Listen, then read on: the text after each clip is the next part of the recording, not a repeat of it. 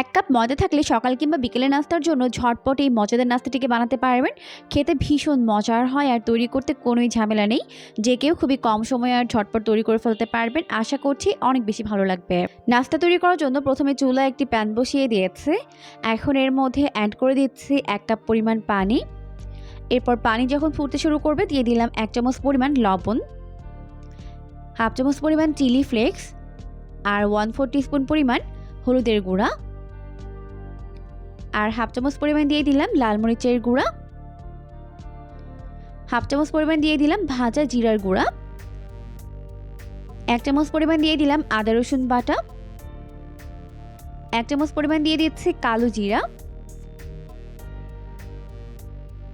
এরপর সবকিছুকে একত্রে ভালো করে মিশিয়ে নিচ্ছে। মিশিয়ে দেওয়ার পর এখন এর মধ্যে অ্যাড করে দিব 1 কাপ পরিমাণ ময়দা। ময়দা দেওয়ার পর অনবরত নেড়েচেড়ে ভালো করে মিশিয়ে এটাকে একটি ডো তৈরি করে নিতে হবে। আর এই কাজটি একটু দ্রুত করতে হবে। তো চুলাটিকে বন্ধ করে ভালোভাবে নেড়েচেড়ে এটাকে এরকম একটি ডো করে নিলাম। এরপর এর মধ্যে অ্যাড করে দিচ্ছে 2 টেবিল চামচ পরিমাণ ধনিয়া পাতার কুচি দিয়ে ভালো করে মিশিয়ে নিতে হবে। তো সবকিছুকে একত্রে ভালো করে মিশিয়ে নেওয়ার পর এখন আমি এটাকে চুলা থেকে নামিয়ে নিব। চুলা থেকে নামিয়ে নেওয়ার পর যখন এটা কুসুম গরম থাকবে তখন এটাকে খুব ভালো করে হাত দিয়ে মেখে নিতে হবে। সফট করে মেখে নিচ্ছে। আর এই কাজটি কিন্তু কুসুম গরম থাকতেই করে নিতে হবে, নাহলে কিন্তু পরে শক্ত হয়ে যাবে।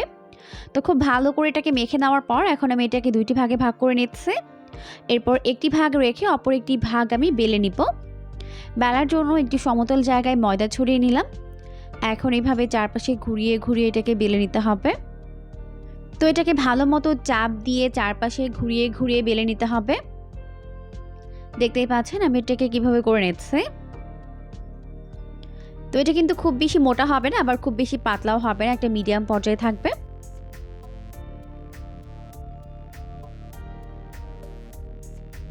তো চারপাশে চাপ দিয়ে ঘুরিয়ে ঘুরিয়ে বেলে নেওয়ার পর এখন আমি এটাকে কেটে নিব।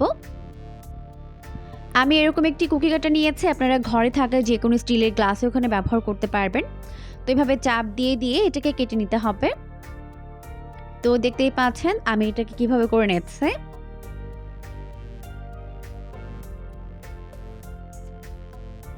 তো সম্পূর্ণ রুটি আমি সেম ভাবে কেটে নিব।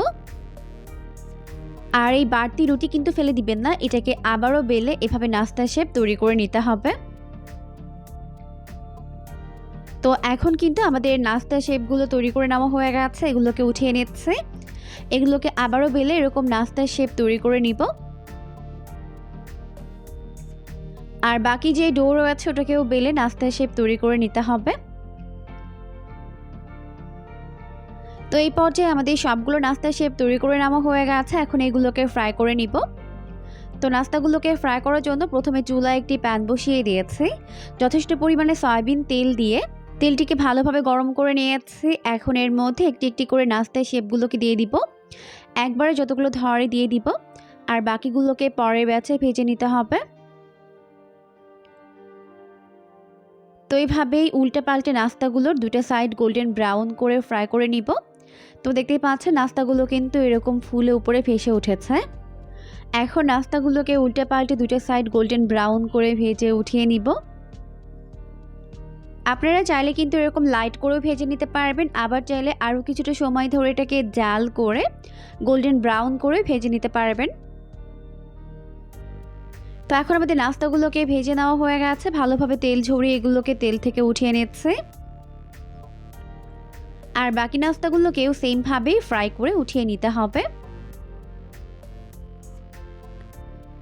দেখতেই পাচ্ছেন মাশাআল্লাহ লুকটা কত বেশি আমি হয়েছে।